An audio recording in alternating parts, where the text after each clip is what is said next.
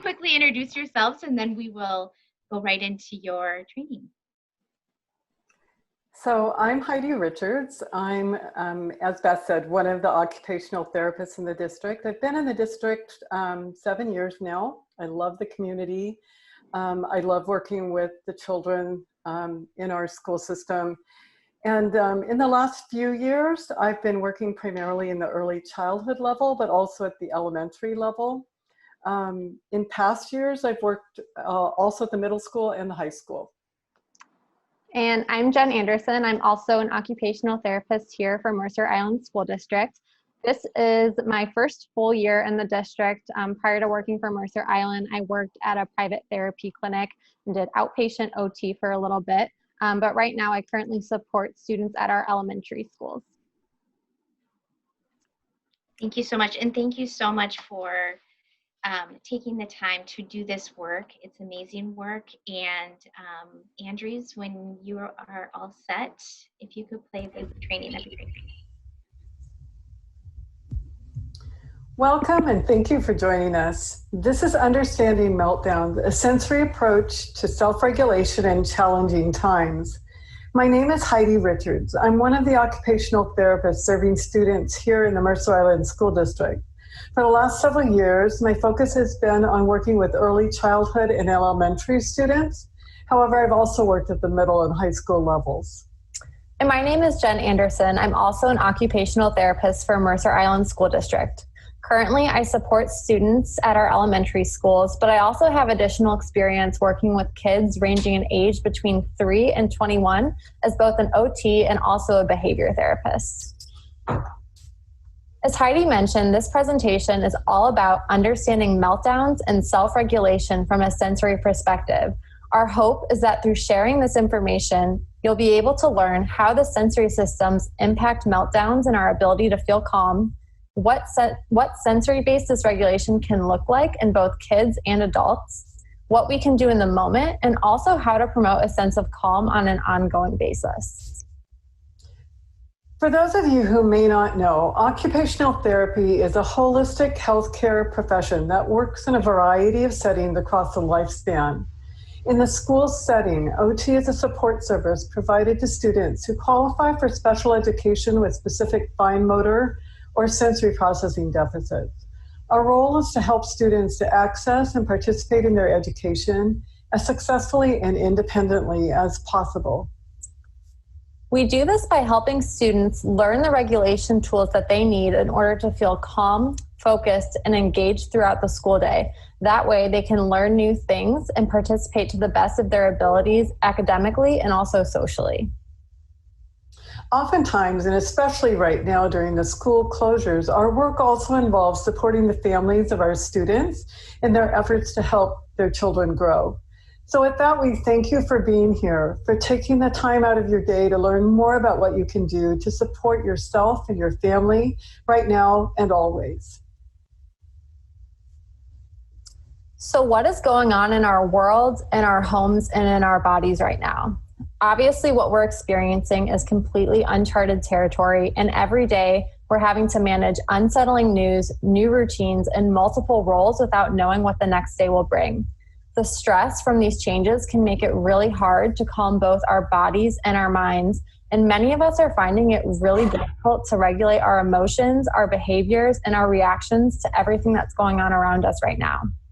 Fortunately, there are simple tools and strategies that we can use to alleviate the overwhelm and the meltdowns that are happening right now. We're excited to share some of these tips with you today, but first, we want to help you understand how our sensory systems and environment influence our ability to feel calm. So sensory processing is a complex process that is happening all the time in our bodies. To put it simply, it's essentially the way that our bodies take in, filter, and use information from our environments in order to form an appropriate response. I think of it like a busy freeway interchange with lots of roads leading into a hub. The roads are your various sensory systems, and the hub is your brain. When everything's working smoothly, cars are moving along, radios are blaring, we're singing, we're taking the right exits and getting where we need to go. But when rush hour happens, the roads get crowded, backups and accidents happen, and tempers flare. Sometimes we miss the exit and it takes longer to reach our destinations. As occupational therapists, we often approach the ability to self-regulate through a sensory lens. We consider the environment, the demands of the moment, and how particular individuals might respond to certain sensory information. So let's look at our sensory systems and see how they might be impacting your well-being right now. First is the visual system. It's our sense of sight. Are you and your kids looking at screens for most of the day? The auditory system is next. It's our sense of hearing. What is the noise level like in your house? The tactile system, our sense of touch. Are you missing hugs from friends and family? Or are your kids climbing all over you all day long? The next one is the oral sensory system, our sense of taste. Are you missing your favorite meal or some favorite foods right now? The next one is our olfactory system, and this is our sense of smell. So something to think about is whether the chemical sense from all the cleaning products you're using to disinfect impacts yourself or someone in your family. The next one is our vestibular system, which is our sense of balance and spatial orientation. And this involves putting our bodies in positions other than just standing or sitting upright. So some ways that we get vestibular input are by riding bikes, practicing yoga, and even something as simple as having a dance party in our kitchens. The next one is our proprioceptive system, and this is our sense of body movement using our muscles and our joints. So what is your current activity level? Is your family more or less active than usual right now? The last one is our interoceptive system, and this one is not as commonly known as the others, but it's super important because it's our ability to sense our body's internal physical condition. So think of things like hunger, thirst, body temperature, and even recognizing if we have to use the bathroom. What might this look like at home? Think about if your eating habits have changed or your appetite. Is your child wetting the bed more frequently than usual? And is your sleep schedule drastically different than it usually is? These are all things that many of us may not realize impact our ability to self-regulate. Ideally, we want to find the right balance of sensory input for ourselves so that we can avoid that traffic jam that Heidi mentioned earlier and instead feel calm, steady, and focused. When we're dysregulated, it's really difficult to function effectively and learn new things. So what can sensory dysregulation look like? First, it's important to understand that sensory dysregulation is a human condition, meaning that all of us, children and adults, can experience the following behaviors, emotions, and reactions: meltdowns, crying, defiance, inability to focus, impulsive behaviors, anger, frustration, irritability. These are all behaviors that can be related to sensory situations. It helps to think of dysregulated emotions and all behaviors as communication. A child who is feeling intense emotions or demonstrating any of these challenging behaviors is telling us that they do not have the regulation skills needed to meet whatever expectations are being placed on them. So while it appears like they're misbehaving, in many cases, they may actually be lacking the ability to self-regulate. And Heidi and I will briefly explain some steps that you can take to support your child with self-regulating in the moment. So a meltdown is happening. You know what this looks like. It can include screaming, crying, kicking, throwing, fighting. What can you do now, right now, to help?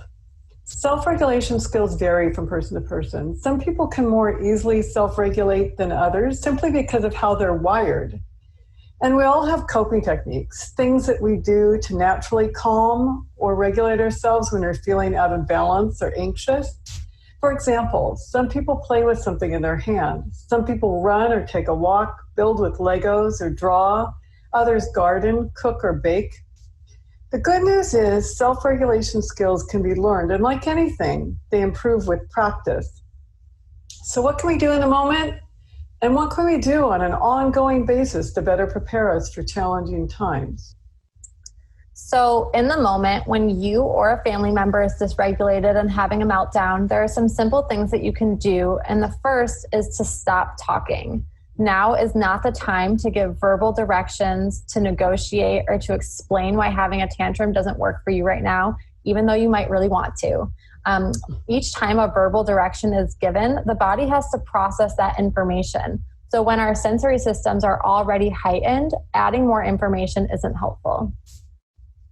Consider the space. Typically, a smaller, quieter space helps us to calm. Sometimes this isn't possible, but keep it in mind if it is.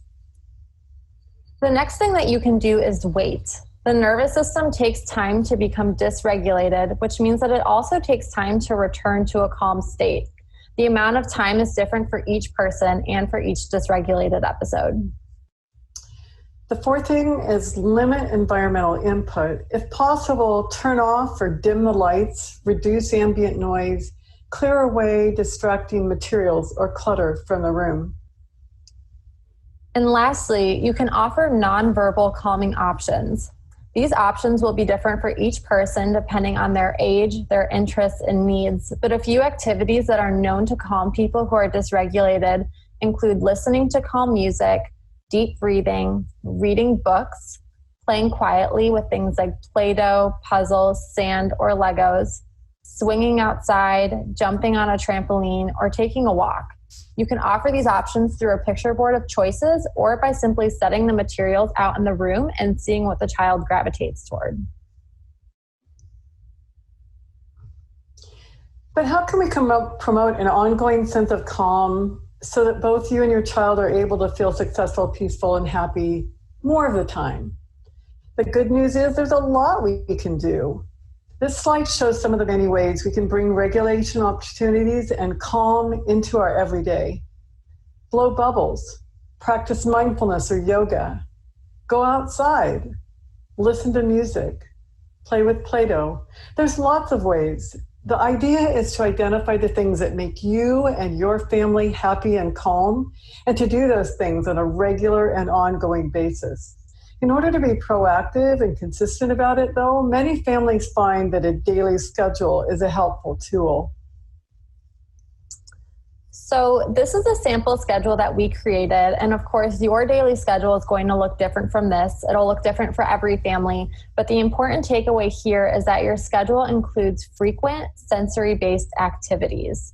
So in this example, you can see that active and louder activities have been alternated with quieter, calmer activities.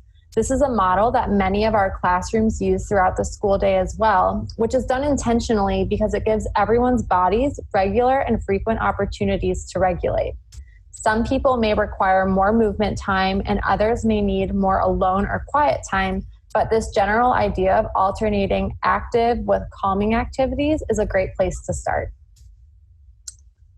And so our hope is that throughout this presentation, you are able to take away some new knowledge and a few practical tips that will help to reduce the overwhelm and create a calm space for yourself and your family.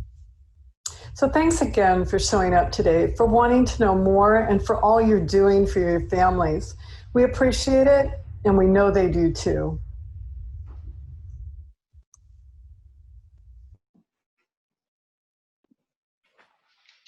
Thank you so much, Jen and Heidi, for that amazing content and some great ideas and strategies that can be put in place, maybe as some of our viewers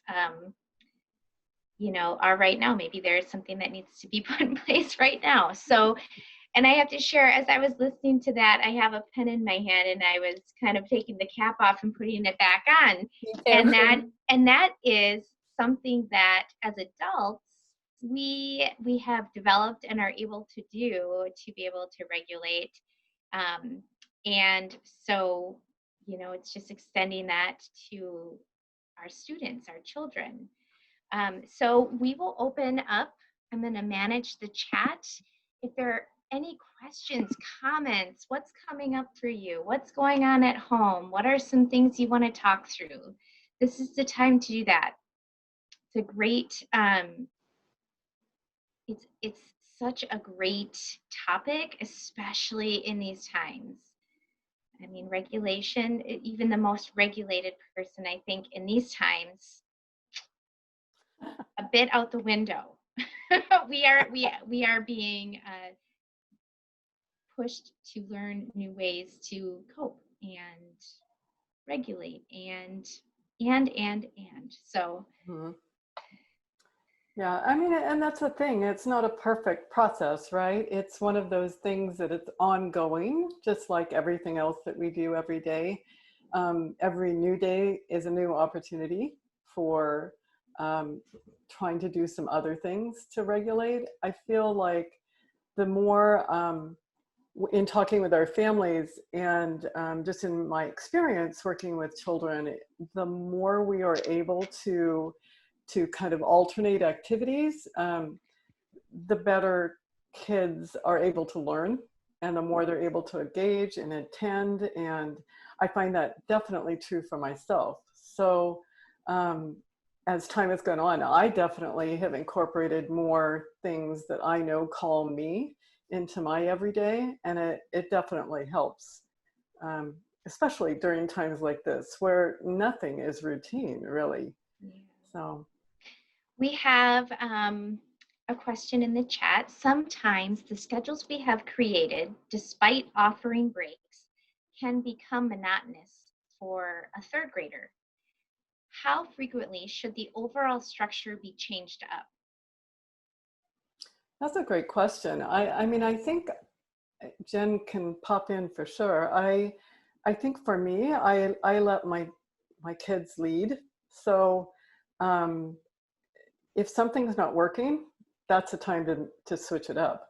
And usually you can tell when kids are getting bored with the options. It either means you need to do something different during that kind of calm or active time, or maybe you need to give more choices so they have a little bit more of some control of what they're doing.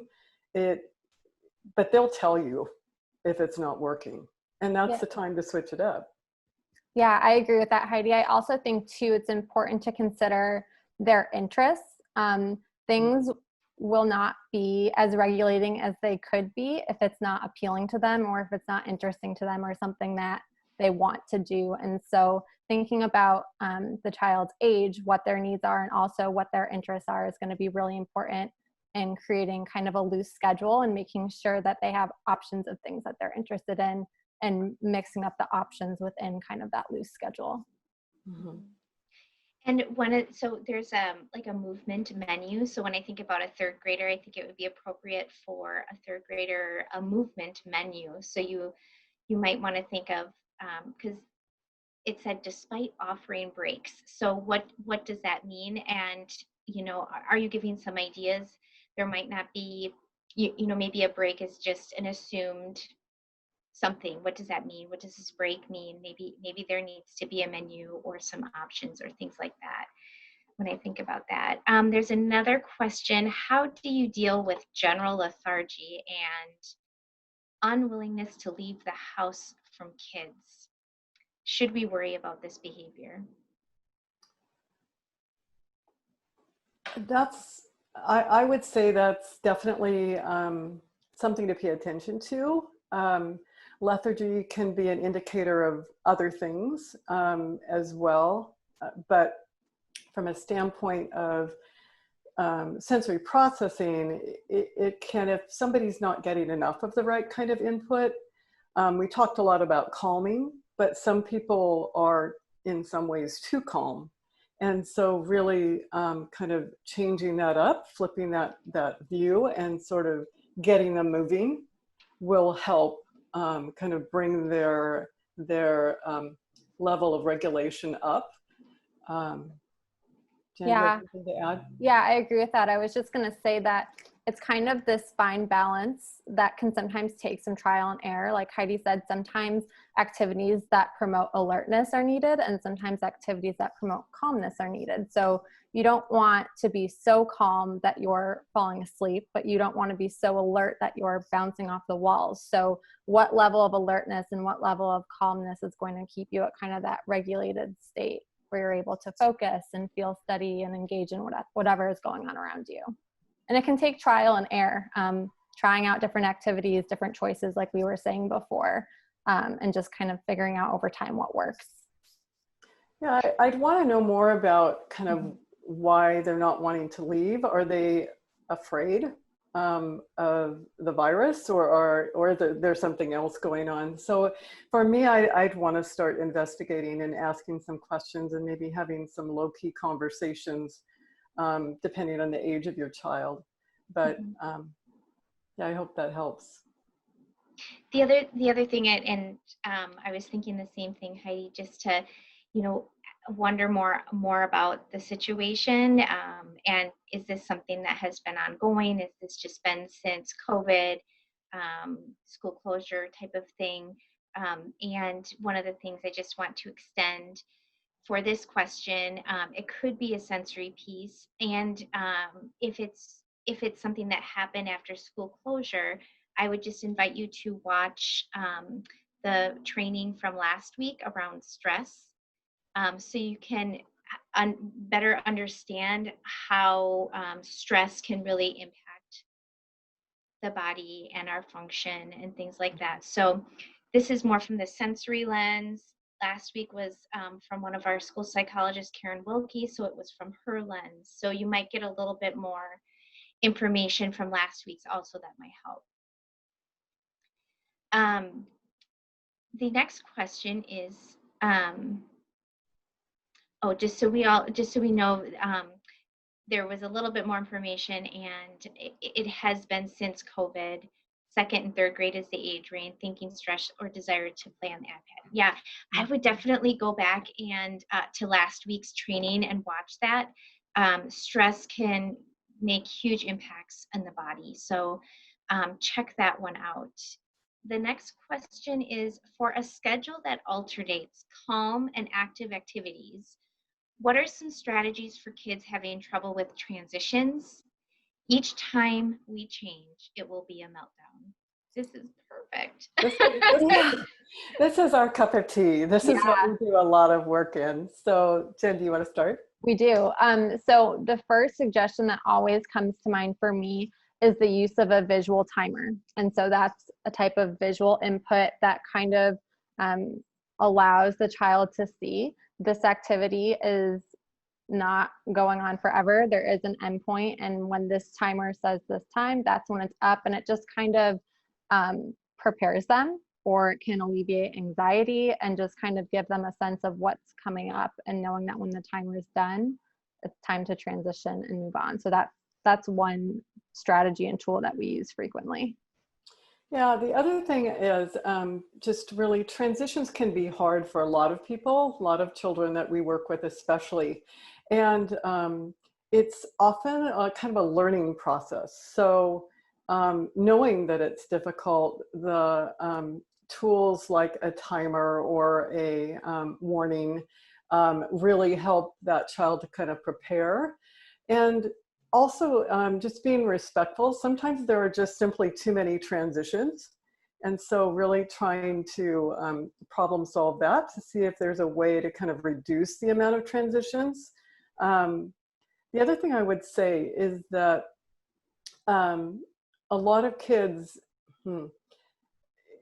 it really is, the transition isn't always the issue. It's more about what am I going to do next? So understanding that through a visual schedule can often help kids, so that they kind of know we're going to do this, then this, then this, then this. And using a tool like the timer can definitely add to that, enhance the schedule so that the timer is talking, the schedule is talking, and you're not giving directions. And that's been really helpful for children. Yeah, and we often, depending on the age of the students that we work with, we'll use written schedules or we'll use picture-based schedules. So even just with like little clip art pictures, or I'll sometimes draw my own little pictures, and it just, again, it alleviates that anxiety and lets them know what's coming up, and when we transition, what is coming next. Such good questions. Gosh, keep them coming. That's fun. I was actually going to ask a question about the schedule that was shown in your training, and if you had any suggestions based on age, so elementary to secondary, but I think you answered that. But is there anything else as it relates to schedule, for age-wise? Other than pictures versus words? Is that what Yeah, you're or how asking? you might set it up, or is there anything different that you would shift in Yeah, that? so for older kids, I really suggest, and I try to do this always myself, is that I really want them to help me create the schedule. So getting buy-in from kids really helps with transitions because, um, again, they know what's coming and they can't always have all of the choices within that. But usually a schedule will allow some choice making so that do you want to do this first or this first? You know, do you want to do this book or this book? Do you want to leave in 5 minutes or 1 minute? So choices all the way through really help even with older kids. But older kids, it's really about, I think, trying to help them um, understand the process and their role in it. And the more you can give to them, usually the easier it is. I think to kind of make that tool work. So. Yeah, I also think for older kids, explaining the why behind, um, why we're making the schedule this way, why we're following this kind of template. For a lot of our older students, it really clicks with them. And so then that also increases buy-in and compliance too, because they have a better understanding of why it is we are making our schedule this way, or how this helps me, or, this makes me feel better because we did X, Y, and Z. And so just increasing their understanding around it too can increase compliance. Mm-hmm. Yeah. We have another question. As we are approaching summer, how would you suggest the schedules or routines for our kids adjust or to adjust? Any recommendations on how to maintain similar schedules on vacations? That is a great question because Mm-hmm. that's key, you know? I mean, when you throw all the routines out the door, that's hard. And for all the reasons that we've been talking about. So what I would try to do is maybe as a family, we used to do this is we'd make kind of a bucket list and we'd talk about the things that we wanted to do for the summer and try to schedule those out. And then within that, then it becomes kind of you have this framework to create your daily schedules. Um, and I think what we find is that kids really benefit from structure in general. And so giving some structure to the day, it doesn't have to be the same as when you're in school, but giving some structure really helps kids adapt to new routines and new schedules. Yeah, I also think too, the schedule is obviously, it's going to be a little looser. It's not going to be as structured. They don't have set meeting times that they have to be on Zoom or anything like that. So just with that in mind, also remembering the alternating active with quiet is still going to be important. So the quiet time might not look like learning time because we're not in school, but what are some other quiet activities that they might be interested in doing, whether it's reading or coloring, anything like that. So it's going to be a looser schedule and a looser structure, but still making sure that you have that quiet time in there as well, maybe to replace the time that they would have spent doing all of the academic things that they would during the school year. And keeping in mind that on vacation, a lot of times we just want to do everything different because we're tired. We want to have fun. But I think if you can kind of keep at least like a sleep schedule similar or an eating schedule similar and, the back and forth of thinking about calm versus active, that really does help. And it can just kind of, again, form this framework that you can use throughout the year. It doesn't matter if you're on vacation or in school or out of school. It's just a framework that you can use as a family. Mm-hmm. Thank you. Here's a great one. My son really struggles transitioning from his mom's home to my home and vice versa.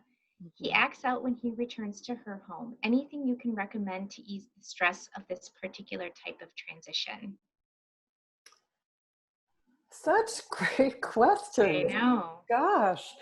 Um, Jen, do you want to start? I have some thoughts that I keep pumping in here. So I think the first thought that comes to mind is just preparation. So making sure that that transition comes at a time when it's he feels ready for it or it's expected, whether that's through having conversations or keeping a visual calendar or a visual schedule, kind of like we talked about before. But I think we find often with our students just that preparation piece and knowing what's coming up alleviates a lot of that anxiety and then a lot of the subsequent behaviors that follow. So that would be my first thought. Yeah, the other thing I want to say is that we also find that a lot of kids, we use transition objects quite a bit. And what that means is it's different with every child at every transition, honestly. But a lot of times, if we know it's time for a transition, we'll give the warning, we'll show the schedule, but then we know they're playing with a favorite toy. So we'll take that toy with us or that book with us to the next thing. So in this situation, I would think that maybe that could involve something that kind of transitions with that child from home to home. And I don't know if you're already doing that, but I think that's hard when often rules are different. Like we've talked about, the structure is different, the schedule is different, perhaps. Having that sort of transition bag or object that can really help calm during that transition can be helpful.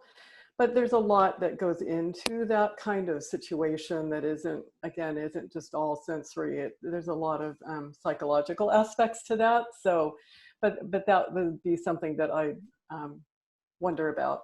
Yeah, I really like that idea of the transition object because I think it's not only comforting, but it's one thing that he can count on as being consistent across all settings, no matter where he's at. And so that sense of consistency and stability can be really, really comforting for a lot of kids. Yeah, the one thing that I was thinking of, and I'm not too sure it's a sensory approach, but to share an idea is, and I'm not sure what age the child is, but social stories might also be a good way to approach this. And it's really just a story of what's to come, what it might look like, again, to prepare the child for the transition. So teach special education teachers, if you have a case manager, they would be able to help you with a social story in that situation, just kind of give you some resources in that. But those can be very helpful. Let's see here. Any guidelines on how much screen time is too much for a sensory sensitive middle school boy, in particular, when we are in a summer schedule mode? Those boys, I tell you. You know, I think the thing about screen time is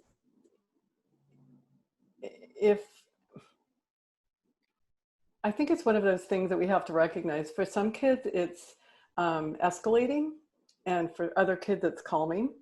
I think you just have to understand kind of what it is to your child in any given moment. And sometimes kids in some families will have, you know, an iPad time is on the schedule as one of those things, whether it's an escalating time or, you know, kind of an alerting time or a calming time. Other people will kind of use that screen time that they know is important for their child, kind of as a way to kind of implement the schedule, to kind of get some buy-in. I'm not sure in what way your child is sensory sensitive, so that would be good to know. I think the thing is, it's just screen time, as research has shown, it's important to limit it. It's important to do other things. It's really important to move your body from a regulation standpoint and to be in different environments. I don't know if that's helpful. Jen, do you have any thoughts? Yeah, I agree. And like you said, it's kind of an individualized thing depending on how the screen time affects your son. But one thing that I will say that I think is pretty consistent across the board is limiting screen time before bedtime. You know, even for adults, I find for myself, I'm able to relax and sleep much better if I put my phone away 30 minutes before I go to bed, sometimes even an hour, and just kind of get off my screens, my computer, my phone, and things like that. And it's the same for kids too. So across the board, that's the one tip that I would suggest, is just to limit screen time as you're trying to relax before sleeping. There was some more information regarding that, and that is that it is actually calming for this child. So, so that's good to know. I mean, I think that then I would know that. And, you know, if your day is consisting of a lot of things that are dysregulating to your son, for whatever reason, whether it's just, you know, normal days are dysregulating, or whether it's just because of the way that your day is going. I think that kind of peppering those calming times throughout the day, which is kind of what the schedule was about, is that oftentimes people will use some strategies that are recommended, but very briefly and not ongoing. And so the thought is that it didn't work because they tried it briefly and not ongoing. And what we know about things related to self-regulation and sensory processing is that it's really all of these sorts of strategies and tools that we're talking about, they add up, and they add up over time. So I think that I wouldn't say don't offer the iPad as a calming option, but be aware that that's what it is. And hopefully you can also develop some other calming options, so that, you know, once the schedule of active versus calm is kind of developed, then you can give choices, and one could be iPad and one could be something else that's also calming. Because I know middle school boys, and they love their screens, and they're good to a certain, they have their role, but they also, I think, kind of broadening the repertoire of activities is important as well.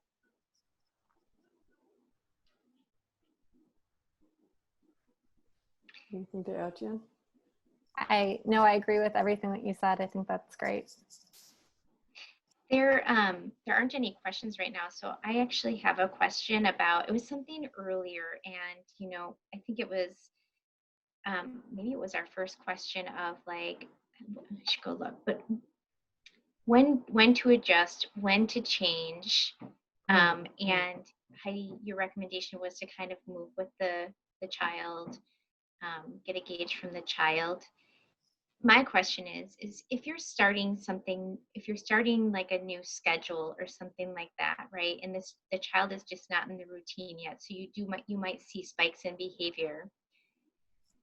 For sure. What is your, you know, you and Jen, what are your suggestions around that? Because sometimes we do need trial and error, and sometimes we need to move with a schedule and kind of move through that behavior before changing it. Is that making sense, my question?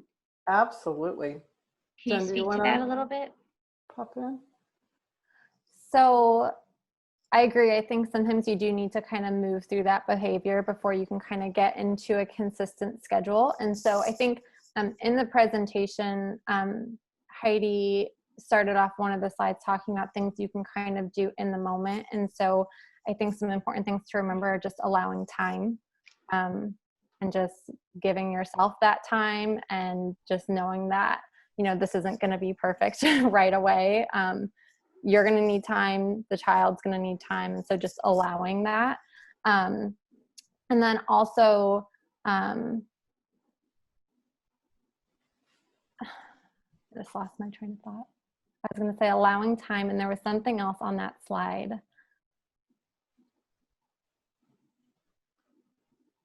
Heidi, do you have thoughts?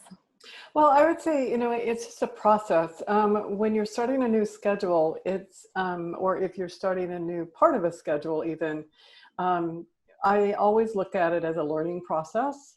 And so I have an intent or a goal going in. I have a plan, and we're going to try that plan. But if that plan doesn't work, I might adjust that plan. I'm still going to stay with the overall intent and goal, but I might adjust it a little bit. So, because I mean, there is going to be sometimes some behavior in that it's different, or it's a transition, or something that's just not what it's been.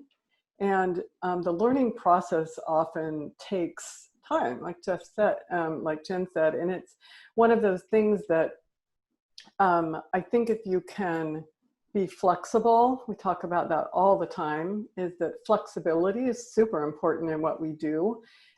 We can't get married to something if we need to adjust it. And so we are constantly going in with an intent and trying it and then adjusting. So I think usually when you do that, the behavior will also change because it's either going to get worse or it's going to get better, or you know, things will kind of even out. But what we find is that if we stick with it and maybe just adjust a little bit, kind of as we're going along, over time, it kind of settles out.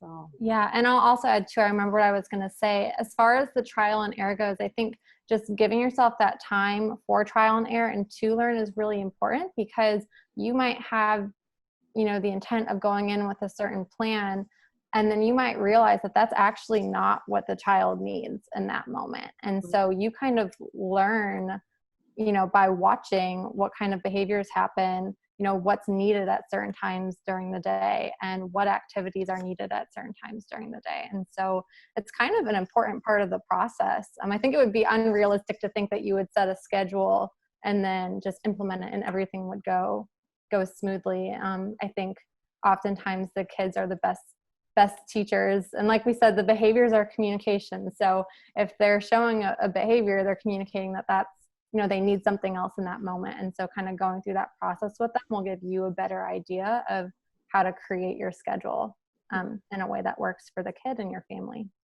One of the statements that or the kind of phrases that we often use is meeting a child where they are. And so that's certainly, you know, I have to start somewhere. So I just take a stab in the sand. But yes, definitely kind of that adjustment piece is super important. And the behavior, like Jen said, absolutely is communication of some sort. So just kind of paying attention to that and adjusting as you can. I'll add to, when you're starting, when you're introducing like new activities or a new type of schedule, it's best to go over that schedule with the child when they're regulated. If you try to impose a new schedule or a new routine or new ideas or activities that they're not familiar with when they're dysregulated, it's not going to resonate. It's not going to sink in. You're not going to have buy-in. And so just introducing those new ideas, those new routines, those new schedules when they're regulated, and frequently, not just once, you know, a few times, is going to be really important. Great point. Thank you. And I wanted to ask that question because I think sometimes as adults, if maybe something doesn't work right away, we think we have to immediately change it or something. And sometimes we just kind of have to see it through and make those small adjustments through the structured schedule. So just kind of an affirming that it is hard work, and it might not be perfect right away, or it just takes time. So just to acknowledge that piece. Yeah, I think giving yourself grace and giving them grace too as they're learning something new it makes everyone calmer, so, which is important, because when you're working together on something like that, when you're dysregulated, you're going to help your child be dysregulated because they pick up on that as well. So trying to remain calm yourself is important. It isn't always possible, I recognize, but thinking about those, the calm activity, you know, the calming and then the active activities, just for adults also to follow that. I think now more than ever when we are sitting, and some of us might have office jobs where we're sitting most of the time, but you know, we really need to be conscious about getting up Yeah. and moving around. So just really thinking about, maybe that's something that you as a parent model alongside your child in these times, because, we need it too. We need to get up and move. We have another question here, request for some suggestions. My child has frequent meltdowns over schoolwork. He has generalized anxiety and perfectionism and gets upset when he doesn't understand something or when he gets frustrated. He is a sixth grader. What suggestions do you have for helping him to manage and or reduce the frequency of these meltdowns? So many ideas. And I mean, I think what we talk a lot about at school is really our job there is to learn new things. And part of that is having a growth mindset. So what that involves is just knowing that we are all here to learn. We're actually, as human beings, that's what our job is. And in order to learn, we need to make mistakes and kind of try things out. I understand that when you have a personality who kind of has these layers of things that make it more difficult to understand that and to go with the flow, as you say. I think that there's a lot of things that you can do, and some of that really has to do with what we've been talking about, is that if you know that schoolwork is an issue, maybe you kind of try to do something active or calming, either way, ahead of time. That schedule could really help, so that there are ways for them, your child, to have some control within that schoolwork. Talking to a teacher sometimes will really help, so you can sort of find where that balance is of doing enough. It's tricky, I will say that. But I would use some of the, knowing that maybe schoolwork is maybe one of those things that elevates that child, I would really try to try some of these sensory techniques to see what might be helpful from that perspective. I think also there are books about the growth mindset, and we found that does help a lot of our students to kind of understand more about that. Those are some things that come right off the top of my head.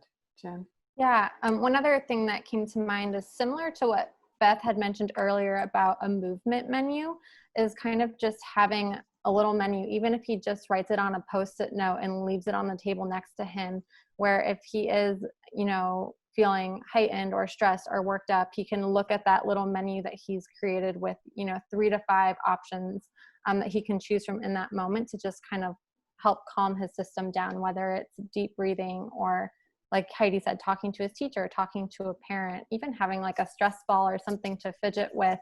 But just knowing in that moment, he has something that he can look to, and just to remind himself that, like, okay, these are some options that I have in this moment to help bring me down to a calmer, more regulated state right now.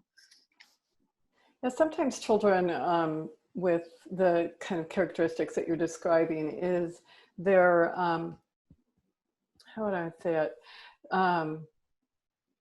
They're thinking that they have to do everything. And oftentimes when we're working with students, it's if you break things down, it just looks overwhelming, I guess, if they feel like they have to do everything, and especially perfectly. So if you break things down into smaller bites, that will often help kind of make the task look less daunting and therefore more doable. And also breaking it down over the day, so that maybe doing some of either the easiest things or the harder things, and then wrap that into doing the other way around, so that it's not all hard, or it doesn't appear hard. because that's really tough to keep hard going for a long time, or what appears to be a long time.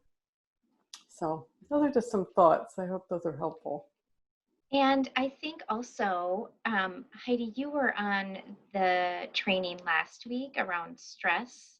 Mhm. And I think that that training would also help with this question. Absolutely. I think we even talked about perfectionism last week. Mhm. And if I have a little story to share. I'm sure most adults, parents here are following social media in some way, shape, or form. And once COVID struck, what was out there in my feed, I'll share my experience, was that there's all of this time. We have all this time now.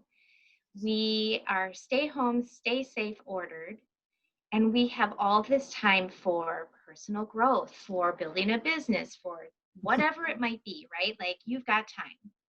And I'm not sure about everybody else, but that actually is not the case for me. So when I read all those things, I was like, what am I going to do? I've got to do this. I got to do this. I got to do this. I'm going to come out of this in a different way. We all will, no matter what. Well, we can't do all of the things. So really to think about, last week in the training around stress was, what is enough? And in these times, enough might be, for some people, for some children, taking a shower. Let's just say the stress could be so much so that taking a shower is enough for the day. We did that. We were able to check that. So really to think about where we are in this moment, thinking about what children may have struggled with before pre-COVID, and now adding these layers because they're real. These are real things happening, and they're very stressful, and they are requiring, they're demanding huge shifts in the way we function as humans. And so just really thinking about that. And I think we've all most likely been in a survival mode as we try to work through this ourselves, and to really just acknowledge that these are hard times, and there were layers before. Everyone has layers, and now there's really big layers that have been added. So just to think about that. That's a really great point, Beth. I was going to say one other thing is that I think this is a real good opportunity to try to focus on the strengths, the things that are going well. And oftentimes, especially with someone who sort of has a view of all the negative things, or just has a tendency to kind of look that direction, and it's a human thing as well. So, but I would say that if you can start to develop an awareness about what you're talking about with your child and the kinds of things that he's focusing on, if you guys can kind of shift the perspective, which we, again, do a lot with our students, is, wow, look at how nicely you did that. I'm so proud that you did that. And not so much focus on the things that weren't done well, or that have room for growth. Because that's really, that if you can shift that view, it's powerful and it can affect a lot of things. And especially for people with anxiety, it's shifting that awareness is really helpful. So we are coming up on time, and I want to share with you, we have our last training in the series next Wednesday from 5 to 6. So communication about that will be sent out. It is an extension of this particular training. It's called Managing a Meltdown at Any Age.